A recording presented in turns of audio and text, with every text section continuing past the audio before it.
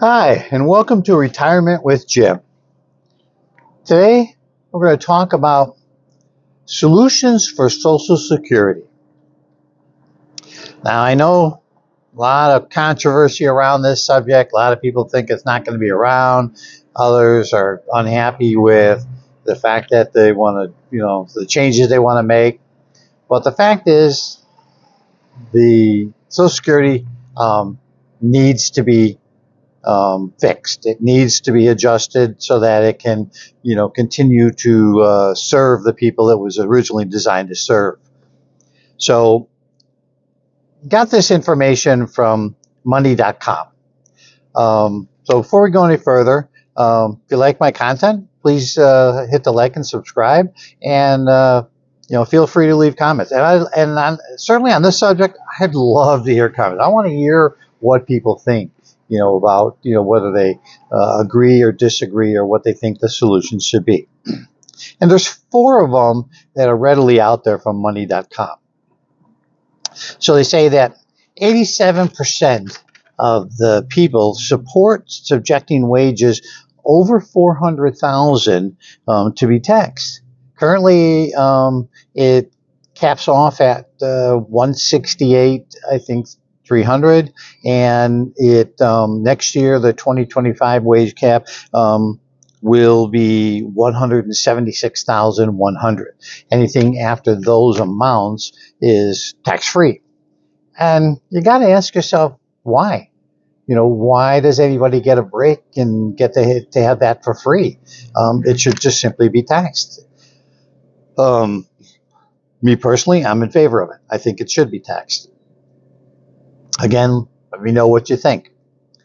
That's number 1. Number 2, 86% support a gradual increase to the payroll tax, which currently is 6.2%. Your employer pays 6.2%, and so you have the a little bit more than 12% in tax that is paid on your work. If you are a business owner, you pay the whole thing. And they're talking about raising it from 6.2 to 6.5, but spreading that out over a 6-year period. So it's not like an immediate increase.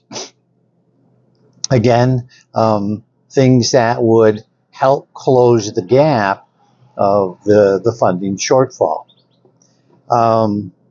89% say that they agree with raising the age from 67 to 68, and doing that by the year 2033. It would, remember, it goes up gradual by months, and it would change over a period of, X amount of years, so it's a gradual increase.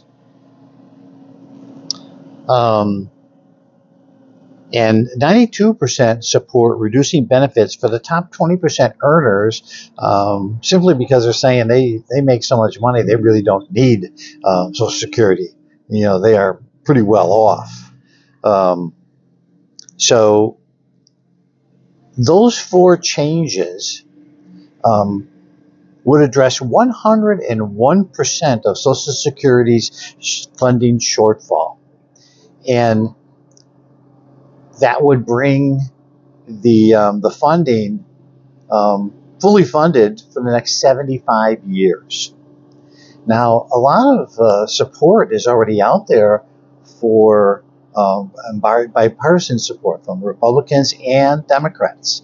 So, there's a lot of, oh my God, there's not going to be money there, and that. But the fact is that program is not going to just go away. And as long as people are working, there's going to be taxes for it. And it's like any other program. It was never designed to be like permanent, where no changes are made to it. You have to adjust to the times. You have to adjust to, what's happening. Yes, the large portion of boomers are all retiring, and that's, draining a lot of the money that was put in there. But this was money that was legitimately put in there by the people who contributed. and so they have a right to, to have that money and earn that money. Same with the group that is like coming up behind us. Yes, I'm part of the boomer group, but the group coming behind us, they have every right to want to, and they're paying their money into that. And so the funding shortfall really needs to, be addressed. Need to look at that, and there. And I'm not so inclined to say that should go from 67 to 68. Yeah, people are living longer, but that doesn't mean people need to work longer. I am not an advocate of that.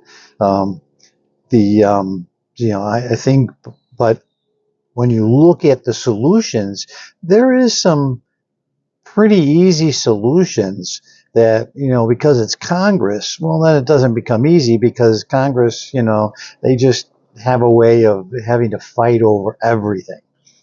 But it's time for them to get together and, put an end to their bickering and take care of their responsibility, which is to get out there and take care of the funding, work together to figure it out and come up with something that, is a doable solution. I kind of like these four solutions because, it really addresses the overall funding shortage. And with that, then you're looking at the next 75 years, the next group coming that's getting ready to retire. Well, then they're good, they're safe. Will it have to be addressed after that? Probably. I think it's definitely an ongoing thing. But there are solutions that I think that can make everyone happy and keep everyone on the right side of this.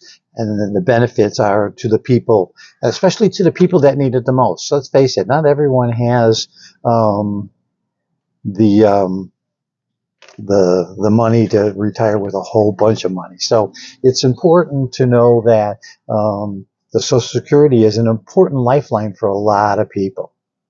So with that, I'm going to say have a great day. I'd love to hear from you, and I will see you in the next one.